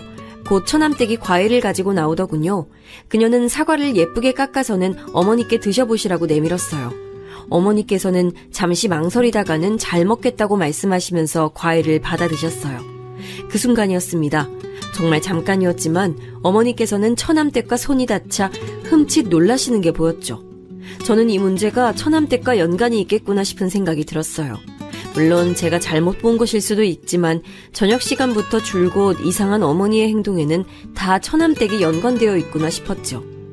저녁에 잠자리에 들어서 저는 아내에게 솔직히 제 생각을 말했어요. 아내는 처남댁과 무슨 상관이 있다는 말이냐고 물었지만 저도 확실한 것은 없던 터라 그냥 의심만 간다고 말했죠. 지금 심증만 있다는 거잖아. 무슨 범죄 드라마 찍어? 말 그대로 그냥 내가 보기에 그렇다는 거야. 근데 엄마는 괜찮다고 별일 없다고 하시잖아. 몇 번을 물어도 똑같이 대답하실걸? 그러니까 다른 방법이 필요하다는 거지. 저는 망설이다가 아내에게 CCTV를 집에 달아보는 것이 어떻겠냐고 물었어요. 저희가 아이를 키우면서 내니캠이라는 것을 달았는데 생각보다 유용하더라고요. 아내는 그래도 집에 CCTV를 다는 건 좀 아니지 않느냐고 불쾌한 얼굴을 했어요. 저는 그런 그녀의 마음을 충분히 이해했습니다. 당연하죠. 집에 그런 것을 그것도 몰래 달아둔다는 것은 감시의 목적이 있지 않고서야 할 수 있는 일이 아니었으니까요. 저는 주방과 거실 그리고 어머니 방 입구 쪽만 볼 수 있도록 하는 방법도 있다고 얘기를 했어요. 집 전체를 다 보자는 게 아니야. 그냥 몇 군데 어머니께서 많은 시간을 보내실 법한 곳에 설치하자는 거지. 아내는 하루만 고민해보고 이야기를 하자고 했죠. 다음날 어머니께서는 한결 밝아지신 얼굴로 주방에 들어오셨어요. 아내는 주방은 자신에게 맡겨두고 손주들이랑 좀 놀아달라고 부탁을 했죠. 준이는 오랜만에 만난 할머니가 좋은지 도통 떨어질 생각을 하지 않았거든요. 어머니께서는 아이들에게 책을 읽어주며 시간을 보내셨어요. 그런데 갑자기 처남네 아이인 은하가 울기 시작하더라고요. 책을 가지고 준이랑 싸운 것 같았죠. 은하가 크게 울어버리자 놀란 준이도 덩달아 울기 시작했어요. 주방에 있던 아내는 급하게 손을 씻고는 준이를 안아 올렸죠. 어머니께서는 서로 책을 보겠다고 하다가 벌어졌다고 말씀하시면서 은하를 안아주셨어요. 아이가 우는 소리에 처남댁도 나왔어요. 그리고는 자연스럽게 아이를 안아 올리더니 이리저리 살펴보더군요. 어머, 얼굴에 이게 뭐야? 은하야, 너 여기 왜 그래? 책을 가지고 옥신각신 하다가 좀 베인 모양이야. 살짝 스쳤어. 처남댁은 어머니의 설명에도 잠깐 인상을 팍 쓰더니 소독해야겠다고 하면서 자신들 방으로 쏙 들어가 버리더군요. 어머니께서는 미안한 얼굴로 은하 얼굴에 흉이라도 지면 어떻게 하느냐고 걱정하셨죠. 아내는 아이 피부가 연해서 생긴 거지 눈에 잘 보이지도 않는다고 했지만 어머니께서는 여전히 걱정스러운 표정이셨어요. 이내 아이를 달래서 나온 처남댁은 잠시 어머니에게 눈길을 주는가 싶더니 식사 준비를 벌써 끝내셨냐고 하더군요. 아내는 아이의 얼굴이 많이 다쳤냐고 물었어요. 처남댁은 어머니 쪽을 힐끗 보고는 짜증난 얼굴로 말했죠. 제가 너무 예민했죠. 요즘 들어서 자주 얼굴에 상처가 생기더라고요. 누가 일부러 그러는 건가 싶기도 하고요. 처음에 다 말했어야 하는데 괜히 넘어갔나 봐요. 지금이라도 좀 얘기를 할까 고민 중이에요. 아내는 어린이집에서 아이가 다쳐오느냐고 물었더니 그런 것은 빨리빨리 얘기를 해서 물어야지 그냥 넘어가서는 안 된다고 말했죠. 처남댁은 어머니를 바라보며 말했어요.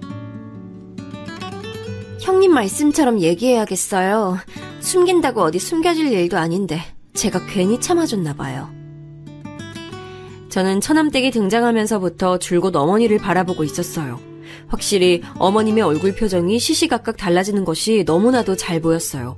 심지어는 처남댁이 주방을 오가며 곁을 지나갈 때마다 어머니께서는 긴장한 표정으로 몸이 굳어서는 시선을 아래로 하고 앉아 계시는 게 너무 잘 보였어요. 저는 분명 우리가 모르는 일들이 벌어지고 있고 그 일이 어머니께 독이 된다는 확신이 들었죠. 집으로 돌아오는 길 저는 아내에게 다시 CCTV 얘기를 꺼냈어요. 이번에는 아내도 적극 찬성을 하더군요. 심지어 소리도 녹음이 되는 것으로 해야 한다고 말했어요. 아까 봤어? 애 다친 이후로 엄마 표정이 좀 이상하더라. 계속 동서 눈치 보고 동서도 엄마를 쳐다보는데 뭔가 있구나 싶었어. 오빠도 생각하기에 이거 정상은 아니잖아, 그치? 저는 아내의 의견에 전적으로 동의했어요. 우리는 가까운 곳에 들러서 CCTV 설치에 관해 알아봤어요. 생각보다 손쉽게 설치가 되더라고요. 저는 방법을 간단하게 배운 뒤에 집에서도 몇 번 연습을 해봤어요. 대망의 D-Day가 됐어요. 저와 아내는 하루 휴가를 받아서는 어머니 집으로 갔어요. 아내는 어머니께 쇼핑을 가자고 하면서 모시고 나갔죠. 저는 잠깐이지만 빠른 속도로 집에 CCTV를 설치하기 시작했어요. 절대 들키지 않을 만한 곳에 숨겨뒀죠. CCTV를 설치하고 며칠이 지났어요. 아내와 저는 어떤 화면이 찍혔는지 함께 보기로 했어요. 저희 둘 사이엔 긴장감이 돌았어요. 별 내용 없는 장면은 빨리 감기로 넘기는데 주방에서 찍은 화면에 무언가가 잡히더라고요. 아내와 저는 플레이 버튼을 눌렀죠. 주방의 캠에 찍힌 것은 다름 아닌 처남댁과 어머니의 모습이었죠. 우리는 귀를 쫑긋 세우고 집중해서 화면을 봤어요. 어머니, 형님께 무슨 말씀하신 거 아니죠? 말은 무슨, 아무 말도 안 했어. 그나저나 은하, 얼굴 어떻게 하실 거예요? 살짝 스친 거야. 살짝? 살짝이요? 아유, 미안해. 그런 말로 해결될 일이라고 생각하세요? 도대체 어머님 뭘 제대로 하는 게 없으세요? 아니 고작 애 잠깐 놀아주셨으면서 그 사이에 얼굴에 흉이나 지게 하고! 잠깐이지만 아내의 얼굴이 확 바뀌었어요. 지금 저게 무슨 상황이냐고 손가락질하며 저를 바라봤죠. 저는 좀 더 들어보자고 하면서 아내를 진정시켰어요. 하지만 저 역시 화가 치밀어 오르고 있었죠. 제가 말씀드렸죠. 아무리 그래봤자 어머니 모시고 사는 사람 저라고, 형님네 아니라고. 조심할게. 처남댁은 뭐라고 중얼거리면서 어머니의 어깨를 확 밀치고 지나가더군요. 그 장면에서는 저도 참을 수가 없었어요. 지금 이게 무슨 상황인지, 왜 어머니께서는 아무 말씀도 못 하시는지 이해가 되지 않았죠. 아내는 더 볼 필요가 있느냐고 했지만 저는 좀 더 찾아보자고 말했어요. 식사를 마친 것인지 처남이 헐레벌떡 뛰어나가자 처남댁 역시 자리에서 일어나며 말했어요. 진짜 어머니 간이 왜 이렇게 뒤죽박죽이에요? 어떤 건 짜고 어떤 건 달고 일부러 이렇게 하신 거예요? 그게 무슨 소리야. 음식이 이상하다니. 그럼 제 혀가 문제란 말씀이세요, 지금? 처남댁이 불쾌한 듯 신경질적으로 말하자 어머니께서는 신경 쓰겠다고 말씀하셨죠. 주먹을 쥐고 있는 손에 저절로 힘이 들어가는 게 느껴졌어요. 그리고 손바닥이 따끔하더군요. 너무 세게 쥔 나머지 손톱이 손바닥을 파고들었기 때문이었어요. 저는 좀 더 뒤로 돌렸어요. 이번엔 처남댁이 퇴근하는 모습이 보였어요. 아직 대낮인데 벌써 마치고 들어오나 싶었어요.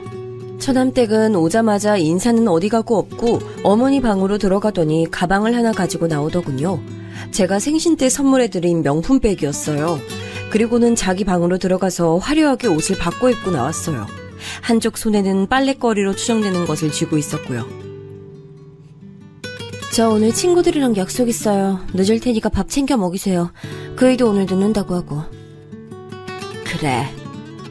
그리고 제발 부탁인데 빨리 하실 때 신경 좀 쓰세요. 도대체 언제까지 말씀드려야 돼요? 드라이 하는 거는 그냥 맡기시라고요. 왜요? 돈이 아까우세요? 처남댁은 쥐고 있던 옷을 어머니 발 근처로 던지며 말했어요. 어머니께서는 옷을 주워들고는 이리저리 돌려보시는가 싶더니 이내 미안하다고 하시더라고요. 이 옷이 얼마짜린데 진짜 아깝게. 도대체 그동안 살림은 어떻게 살아오신 거예요? 믿을 수가 없네.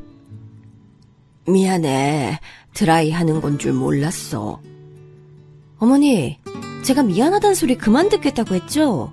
미안할 행동을 하지 말고 처음부터 좀 똑바로 하시라고요. 왜요? 억울하세요? 저한테 이런 소리 듣는 게? 어머니께서는 아무 말씀도 못하시고 고개를 저으셨죠. 저는 아내에게 더 이상 볼 필요가 없을 것 같다고 하면서 당장 어머니를 모시고 오자고 말했어요. 지금 어머니 모시고 오는 게 문제야? 저년 머리채를 내가 다 뽑아버릴 거야. 감이 어디다 대고. 아내는 잔뜩 흥분한 상태로 어디론가 전화를 걸고 있었죠. 야, 이 등신아, 너 지금 어디야? 누나, 갑자기 뭔 소리야?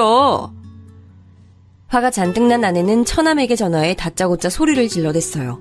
처남은 영문도 모르고 이게 무슨 일이냐고 묻기만 했죠. 저는 급하게 아내에게서 전화기를 빼앗고는 처남에게 어디냐고 물었더니 집이라고 하더군요. 쉬는 날이라서 은하와 놀아주는 중이라고 말이죠. 처남댁 옆에 있어? 그 사람? 아니, 어제 1박 2일로 대학 동기들이랑 놀러 갔어요. 왜요? 그럼 어머니는? 엄마는 목욕탕 가셨는데요? 저는 그럼 어머니 오시거든 은하를 맡겨두고 잠깐만 보자고 했죠. 대충 지금 출발하면 그 시간쯤 근처에 도착할 것 같다고 하면서 말이에요.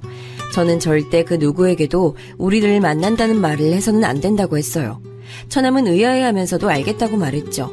전화를 하는 동안에 아내는 펑펑 눈물을 쏟으며 CCTV 속 어머니의 얼굴을 쓰다듬었어요. 그녀는 왜 어머니가 아무 대꾸도 못하시고 이렇게 당하고 계시는지 이해할 수가 없다고 했어요. 그런 점은 저 역시 같은 생각이었죠. 저는 처남을 만나는 동안 집에 가서 어머니의 짐을 싸두라고 일렀어요. 아내는 제게 미안하다고 하더군요. 미안하다니 무슨 소리야. 당연히 우리가 모셔와야지. 그 악마 같은 여자가 쫓겨나기 전까진 우리가 모실 거야. 저는 혹시 모르니 은하의 짐도 챙겨두라고 말했어요. 아내는 고개를 끄덕이며 다시금 엉엉 소리내서 울기 시작했죠. 준이는 갑자기 울고 있는 엄마를 보고는 어리둥절한 얼굴로 절 바라봤어요. 저는 준이에게 엄마를 안아주라고 하고는 급히 올라갈 준비를 했죠. 차 안에서 저도 아내도 한마디 말을 할 수가 없었어요. 평소엔 동요로 크게 틀어두고 준이와 노래를 부르던 아내는 고개를 떨어뜨리고 아직도 눈물을 흘리고 있었어요. 절대 어머니 앞에서 그런 모습 보이면 안 되는 거 알지? 어머니 속상해하실 거야. 우리가 이 사실을 알게 됐다는 사실만으로도 어머니 힘드실 텐데 그렇게 울면 어떡해.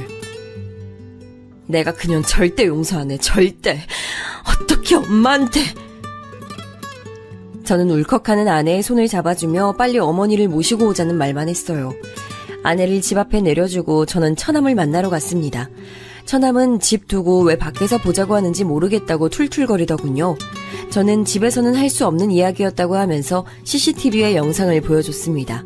잠시 동안 영상을 뚫어져라 쳐다보던 처남은 언제 찍은 것이냐고 묻더군요. 최근이야. 저번에 어머니를 뵙는데 걸리는 게 있어서. 이런 일이 있으면 저한테 먼저 얘기를 해주셔야죠. 뭘? 어머니가 이상하다는 얘기를 했어야 한다는 거야? 아니면 CCTV를 설치한다는 얘기를 했어야 하는 거야? 당연히 둘 다죠. 엄마도 왜 이런 일이 있는데 말도 못하고. 이게 지금... 같이 살면서 어머니가 이상하다는 것도 눈치를 못 챘다는 게 난 이해가 안 돼서 따로 보자고 하는 거야. 네? 매형, 지금 저 의심해요? 처남은 벌떡 자리에서 일어났어요. 의자가 뒤로 넘어가면서 우당탕 소리가 울렸죠. 카페에 사람들이 힐끔거리면서 우리 쪽을 바라보더군요. 저는 당연한 거 아니냐고 말했어요. CCTV 화면을 볼 때부터 이 일을 처남이 모르고 있었을까 계속 의문이 들었거든요. 차마 아내에게는 말하지 못했지만 아무리 생각해도 처남이 모르는 일이라는 것이 앞뒤가 맞지 않더라고요. 처남은 제 멱살을 잡고는 지금 뭐라고 했냐고 따져 물었죠. 내가 지금 우리 엄마가 저런 대접을 받을 때까지 알면서도 가만히 있었다고? 내가? 어떻게 매형이 날 의심할 수가 있어? 이거 놓고 얘기해. 누구는 그런 생각하고 싶은 줄 알아? 몰랐다는 말이 더 이상한 상황 아니야? 할 말을 잃은 처남은 손에서 힘을 빼고는 바닥에 주저앉았어요. 망연자실한 사람처럼 축 늘어져 있는데 정말 처남은 모르고 있었던 것은 아닌가 싶은 생각이 들었어요. 그래서 어떻게 된 일인지 좀 알아야겠어. 처남도 모르는 것 같으니까 우선 어머니는 우리가 모시고 갈게. 영상도 보내줄 테니까 처남 댁이랑 얘기해봐. 우리까지 나서게 하지 말고. 진짜 왜 이런 일이... 처남은 두 손에 얼굴을 파묻고는 한참을 그렇게 있었어요. 그때 전화가 들어왔어요. 아내였죠. 아내는 지금 당장 집으로 오라고 다급하게 말했어요.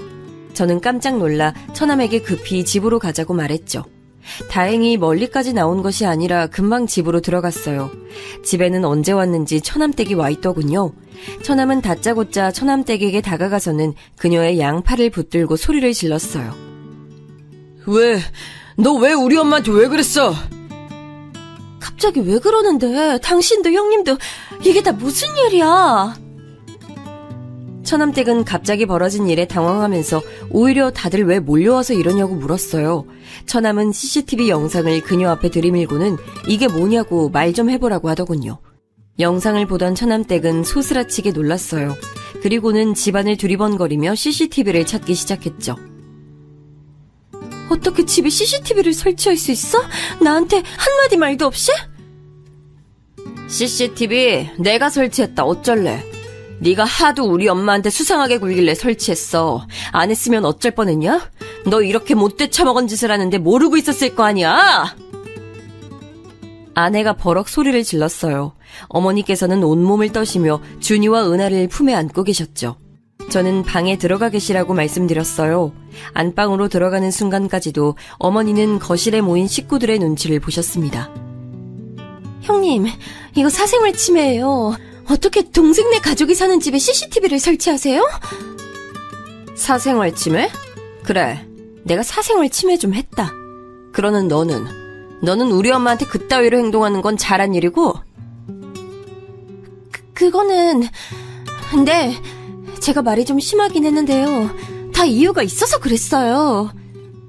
이유? 이유가 있어? 어떻게 이유가 있을 수 있어? 형님은 그동안 따로 사셔서 잘 모르시겠지만 어머니 정신이 좀 이상하시다고요.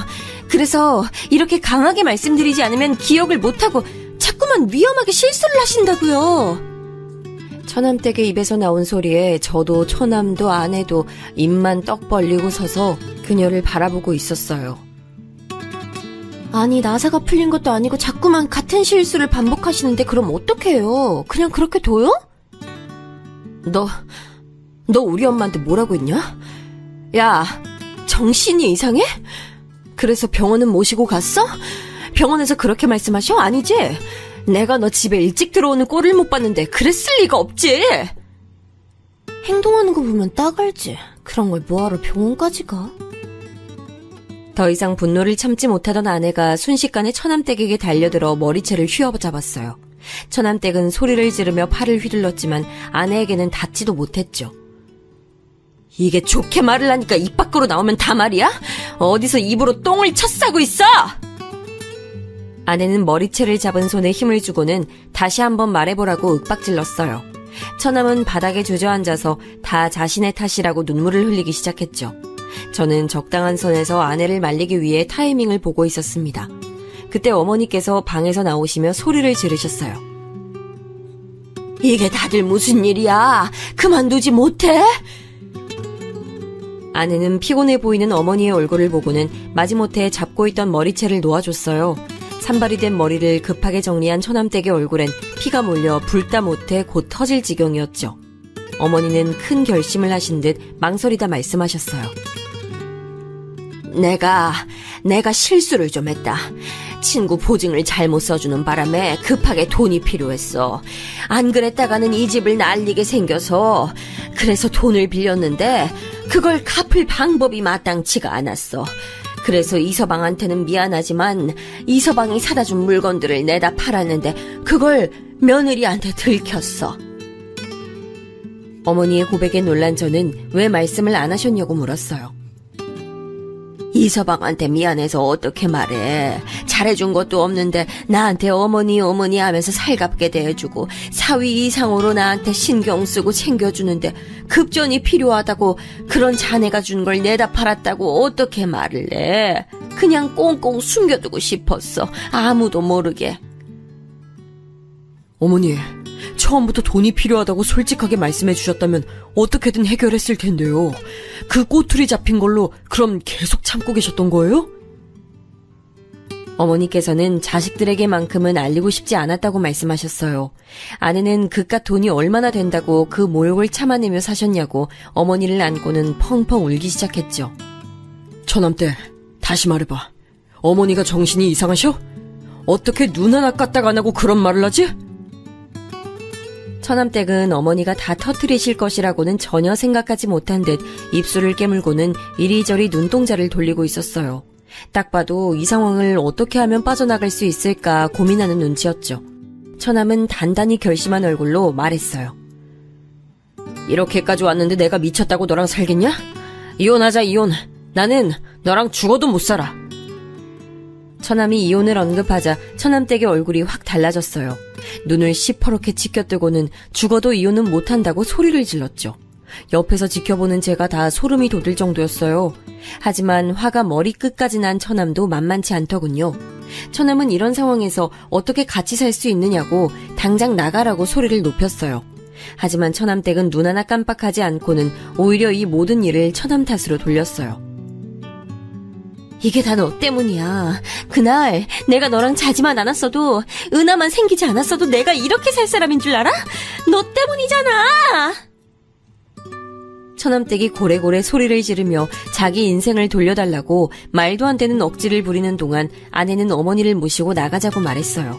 저는 아이들 가방을 어깨에 걸치고는 은하와 준이를 양팔에 안아 올렸죠. 고성이 오가는 모습에 아이들도 잔뜩 겁을 먹은 것 같았어요. 저는 눈 딱 감고 있으면 금방 지나갈 것이라고 말하며 아이들을 꼭 안으며 현관을 나서려는데 갑자기 처남댁이 은하를 부르며 달려들었어요. 다행스럽게도 더 가까이에 있던 처남이 빠르게 그녀의 팔을 낚아챘죠. 내 새끼 데리고 어딜 가? 아내는 처남댁을 싸늘하게 노려보며 말했어요. 네 말대로 네 인생을 망친 게 은하랑 내 동생 아니야? 너 이번 일 깔끔하게 정리해. 그때까지 어머니랑 은하는 우리가 데리고 있을 테니까. 누나, 고마워. 죄송해요, 엄마. 감사합니다, 매형. 우리는 길길이 날뛰는 처남댁을 뒤로하고 집을 나섰습니다. 지방으로 내려가는 차 안은 조용했어요. 아이들은 많이 놀랐는지 차를 타자마자 잠들었죠. 어머니께서는 무슨 죄인이 되신 듯이 고개를 푹 숙이고는 양쪽으로 자신에게 기댄 손주들의 손을 잡고 계셨어요. 그 모습을 보는데 착잡한 기분이 들더군요. 집에 도착한 저희는 안방을 치워 어머니가 쉴 수 있는 곳을 마련해드렸어요. 어머니께서는 한참을 서성이더니 미안하다고 말씀하셨죠. 저도 아내도 그런 말은 절대 하실 필요가 없다고 말씀드렸어요. 저는 어머니께 돈 문제는 얼마나 해결이 되는지 물었어요. 망설이시던 어머니께서는 날랐던 지인이 사기죄로 잡혀서 곧 돈을 일부 돌려받을 수 있을 것 같다고 하더라고요. 정말 다행이네요. 그럼 어머니 더 이상 신경 쓰실 일도 없겠어요. 내가 이 서방 볼 면목이 없어. 또 그런 말 하신다. 저 자꾸 그렇게 말씀하시면 섭섭해요. 저는 무거워진 분위기를 좀 바꿔보려고 일부러 밝게 말씀드렸어요. 아내 역시 괜찮다고 다 좋아질 것이라고 말하면서 한동안은 이모님 부를 필요 없어서 돈 굳었다고 장난스럽게 말했죠. 어머니께서는 저희 부부의 반응에 어처구니 없다는 웃음을 보이셨어요. 그렇게 저희는 네 식구로 새 출발을 시작했어요. 얼마 지나지 않아서 아내의 뱃속에 작은 생명이 있다는 것도 알게 됐죠. 아내는 이번에야말로 꼭 딸이었으면 좋겠다고 말하더군요. 그렇게 우리 식구들이 평화를 찾아갈 동안 처남은 무척이나 바쁘게 시간을 보냈어요. 은하를 보러 몇 번 내려오긴 했지만 처남댁과의 이혼이 뜻대로 쉽게 진행되는 것은 아닌 모양이더라고요. 처남댁 쪽에서도 죽어도 이혼은 못한다고 버틴다고 들었습니다. 급기야 이혼의 조건으로 지금 살고 있는 집을 요구한 모양이더라고요. 처남은 아무래도 재판까지 갈 것 같다고 조심스럽게 말해줬습니다. 저는 어떻게든 도움이 필요하다면 뭐든 말하라고 했어요. 그 사이에 저는 다시 본사로 복귀하게 됐어요. 예전에 살던 집으로 다시 돌아갈까도 생각했지만 아직 마무리되지 않은 시점에서 처남댁과 오고 가며 부딪히는 일은 만들고 싶지 않아 다른 동네에 집을 알아보았답니다. 전세로 주던 집은 팔아버렸죠. 다시 올라간다는 말에 어머님께서는 많이 불안해하셨지만 이내 다른 동네라는 사실에 안도하시는 눈치였어요. 말씀은 안 하셨지만 처남댁과의 일이 마음의 상처로 남은 것 같았습니다. 저희 부부는 더 이상은 어머니께서 마음 다치는 일 없이 오랫동안 우리와 함께하기를 바라면서 처남의 이혼이 빨리 해결되길 바랐어요. 그렇게 몇 달이 더 지나고 아내는 소원처럼 어여쁜 딸을 출산했어요. 어머니께서는 새로 태어난 생명에 무척이나 기뻐하셨죠. 이 아기가 복덩이인지 때마침 처남의 이혼 소송도 승소로 판결이 났어요. 양육권도 친권도 모두 처남이 가지는 것으로 얘기가 된 것은 물론 접근 금지 처분도 받아냈죠. 앞으로 은하 앞에도 어머니 앞에도 절대 나타나지 못하도록 말이에요. 그리고 추가로 어머니께 저지른 행동에 대한 위자료도 청구한다고 하더군요. 처남은 시간이 아무리 많이 걸려도 끝까지 가볼 예정이라고 눈에 불을 켜며 말했어요. 한참은 더 지나고서야 알게 됐는데 처남댁은 이혼 이후 연구소에도 소문이 나는 바람에 따돌림을 당하다가 결국에는 그만두고 해외로 나갔다고 하더라고요. 처음엔 그렇게 은하를 만나고 싶어 하더니만 그것도 이혼 판결이 나고 나서는 전혀 찾질 않았어요. 심지어 법정에서 무슨 일이 있어도 아이는 자신이 키우겠다고 말했다고 하는데 어떻게 한 번도 연락이 없을 수 있는지 의문이 들었죠.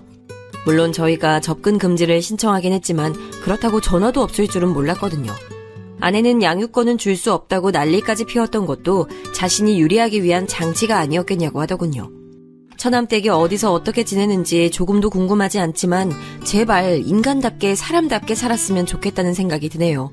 남은 시간 자신이 어머니에게 얼마나 큰 잘못을 저질렀는지 깨닫게 되는 계기가 생겨 어머니가 겪은 고통만큼 당해보고 뼛속 깊이 반성이라는 것을 했으면 좋겠네요.